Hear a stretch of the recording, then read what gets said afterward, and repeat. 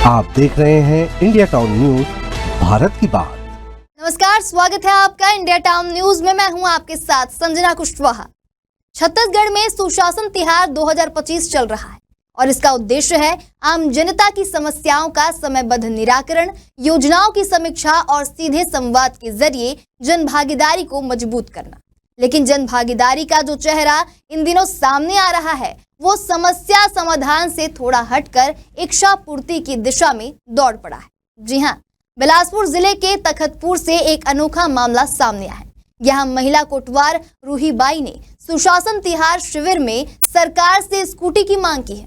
उनका कहना है कि गांव बड़ा है और रोज पैदल मुनादी करना मुश्किल होता है। वहीं अब यह मांग सोशल मीडिया पर चर्चा का विषय बन गया है।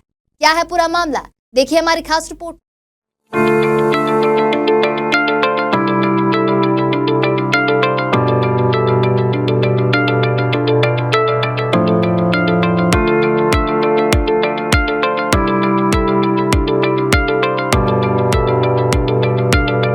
छत्तीसगढ़ के बिलासपुर जिले के तखतपुर ब्लॉक से एक ऐसा मामला सामने आया है जो न सिर्फ प्रशासनिक गलियारों में चर्चा का विषय बना है बल्कि सोशल मीडिया पर भी लोगों की सराहना बटोर रहा है। ग्राम पंचायत केकती की महिला कोटवार रूही बाई ने सरकार से स्कूटी की मांग की है ताकि वह अपने काम को आसानी से कर सके। यह मांग उन्होंने हाल ही में आयोजित सुशासन तिहार शिविर में एक आवेदन के माध्यम से रखी। गांवों में कोटवार को सरकार और जनता के बीच एक सेतु की तरह माना जाता है। कोटवार का मुख्य काम गांव में सरकारी घोषणाओं की मुनादी करना, आदेशों की जानकारी लोगों तक पहुंचाना, आपातकालीन संदेश देना और गांव में होने वाली घटनाओं की सूचना प्रशासन तक पहुंचाना होता है। ये काम वह पैदल चलकर करते हैं। महिला कोटवार रूही बाई भी इसी जिम्मेदारी को निभा रही है, लेकिन उनका गांव बड़ा है और इसमें मुनादी करना कोई आसान काम नहीं है।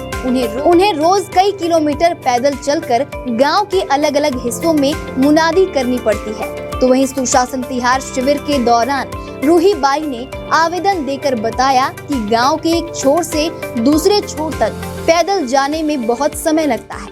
गर्मी, बारिश और सर्दी जैसे मौसमों में यह काम और मुश्किल हो जाता है। स्कूटी मिलने से काम जल्दी और आसानी से हो सकेगा। इससे समय की बचत होगी और शारीरिक मेहनत भी कम होगी। उनकी यह मांग सुनने में छोटी लगती है, लेकिन यह एक बड़ी सामाजिक और प्रशासनिक जरूरत को उजागर करती है। जमीनी स्तर पर काम करने वाले कर्मचारियों की असली चुनौतियां हैं। बता दें, छत्तीसगढ़ सरकार द्वारा सुशासन तिहार का आयोजन इसलिए किया गया ताकि ग्रामीण क्षेत्रों में रहने वाले लोग अपनी समस्याएं सीधे प्रशासन के सामने रख सकें। इस शिविर में विभिन्न विभागों के अधिकारी मौजूद रहते हैं और ग्रामीणों से आवेदन लेते हैं। रूही बाई ने इस मंच का सही इस्तेमाल करते हुए अपनी व्यवहारिक मांग रखी, जिससे यह साबित होता है कि ग्रामीण महिलाएं भी अब अपनी बात खुलकर रखने लगी हैं और बदलाव चाहती हैं। रूही बाई की स्कूटी मांगने की खबर सामने आते ही सोशल मीडिया पर यह वायरल हो गई। बहुत से लोगों ने इस मांग को बिल्कुल सही और व्यवहारिक बताया। कुछ लोगों ने यह भी कहा कि यह मांग दिखाती है कि जमीनी कर्मचारी अपने काम के प्रति कितने गंभीर हैं। सरकार को ऐसे कर्मियों की मदद करनी चाहिए जो मेहनत से अपने दायित्व निभा रहे हैं। यह महिला सशक्तिकरण का असली उदाहरण है। रूही बाई सिर्फ एक कोटवार नहीं है, बल्कि वह आज उन हजारों ग्रामीण महिलाओं की आवाज बन गई है जो काम तो करती हैं, लेकिन उन्हें काम के लिए जरूरी संसाधन नहीं मिलते। उनकी मांग बताती है कि अब ग्रामीण महिलाएं जागरूक हो चुकी हैं और अपने हक और जरूरतों के लिए आवाज उठा रही हैं।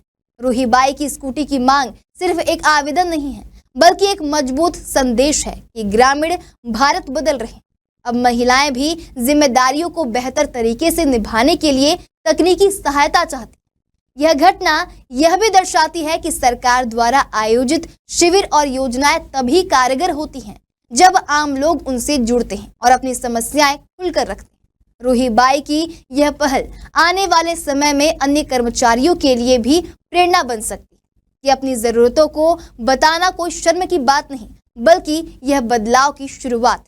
अब देखना होगा कि सरकार रूही बाई की इस मांग को कब तक पूरा करती है या फिर उनका ये मांग सिर्फ सुर्खियों में ही रह जाएगा। हम आपको सारी अपडेट देते रहेंगे। देखते रहिए इंडिया टाउन न्यूज, भारत की बात।